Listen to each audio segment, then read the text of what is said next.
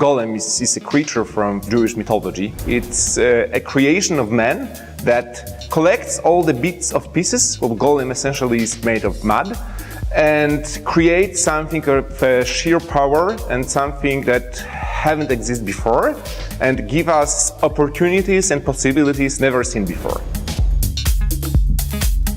We are quite convinced that not so far into the future, internet will be much more decentralized than it is today. And this will require new infrastructure. And Golem seems to be the ultimate solution to this problem. Not only to distribute computation, but decentralized distributed computation. Golem is a new way of distributing computing between computers over the public network, where users can sell their redundant computation power to users who need it. This means that you can compute your task on other people's machine. Technically, Golem is a peer-to-peer network, meaning that users join on an equal basis and there's no central authority or no one is more important than anyone else. You can use Golem for scientific computation, for AI. Artificial intelligence requires quite a lot of computation and distributed. You can split it into small tasks. I don't know, in chemistry, for example, you can search for new molecules. Golem would do the job perfectly. For example, when you are an artist or an architect that has created this 3D model of a house, and we like to see a photorealistic image of it. So he can use Golem, split this task into smaller parts, then send it to the network. And each person will compute a small part of the image. And they will compute this in the same time, so everything will be quicker. And then the results will be sent back on the artist machine, and Golem will put it together. Weather modeling, folding proteins, research for new medicals, or even mining cryptocurrencies. I would say that the sky is the limit. Distributed computing is nothing new.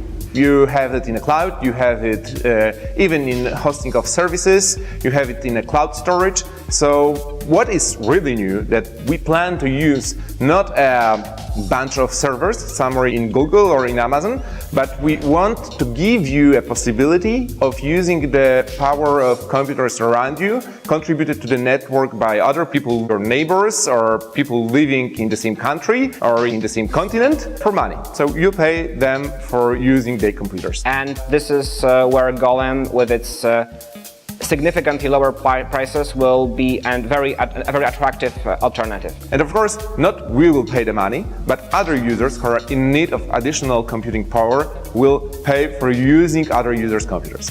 The economics of our business model comes down to commissions for every transaction between users of Golem network.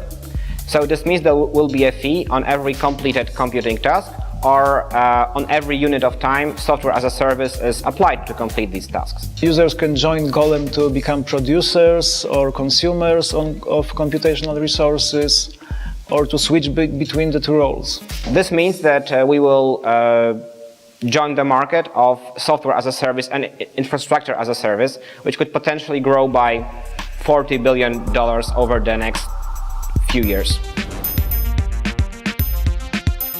Just the idea that you could rent your idle computing resources for money seems to be a very obvious way of organizing internet.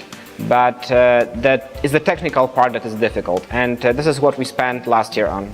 The first one is transaction system and payment system. For microtransactions, the transaction fees, even with Bitcoin, are so large that they would sum up to an amount that is bigger than the payment. Okay? So we have to come up with some micropayment scheme. We're going to use Ethereum.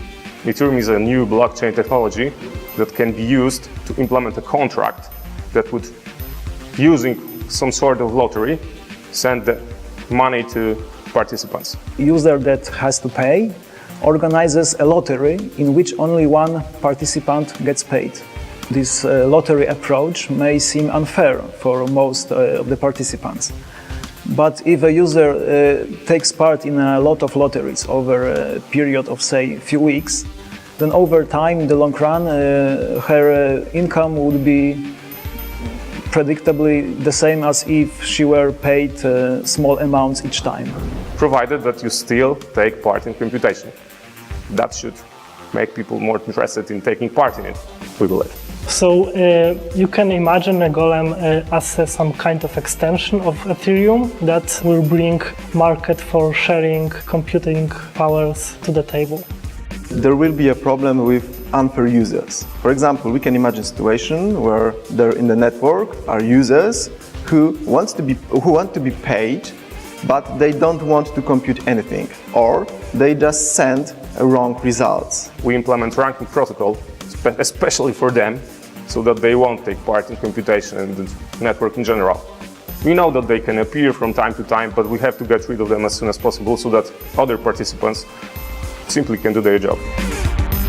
At the end of the day, we hope that Golem will not only give scientists and businessmen a new way of doing computation, but will also change the way internet is working.